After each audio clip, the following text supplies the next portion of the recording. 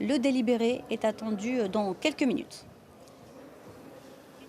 Oui, dans quelques minutes, il y a derrière moi, si vous le voyez, les partisans de l'opposition qui sont ici, qui attendent ce délibéré avec impatience. On est en deuxième instance ici en appel et les réquisitions du ministère public ont été plus lourdes que les peines qui ont été prononcées en première instance, à savoir le parquet a requis 4 ans de prison ferme pour Théodorin Obiang, 30 millions d'euros d'amende et la saisie de tous les biens.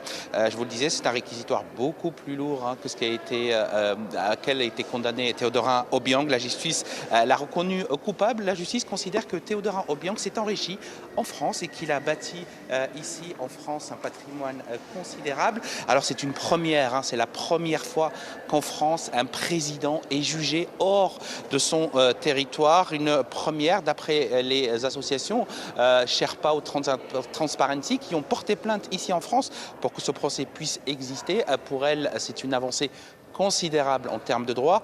Pour l'avocat de la défense, Maître Marcini, l'avocat de Théodorin Obiang, pour lui, il s'agit d'une décision qui va contre le droit français. C'est la justice française qui fait de l'ingérence dans un pays africain, dans un pays tiers, et pour lui, la justice française n'a pas enquêté, ou en tout cas a condamné un vice-président de la République de Guinée équatoriale.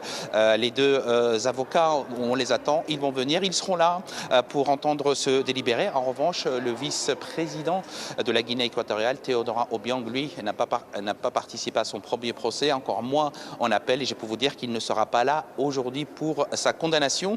Une question qui va être soulevée finalement, qui est soulevée notamment par les associations, c'est où va aller l'argent confisqué? Est-ce qu'on va rendre finalement ces 30 millions d'euros qui sont confisqués à la Guinée équatoriale et du coup, retour à l'envoyeur? C'est cette question qui gêne les associations, mais pour elles, il s'agit déjà d'une avancée en droit de pouvoir juger un président équatorien ici en France pour détournement de biens et pour les biens mal acquis ici en France.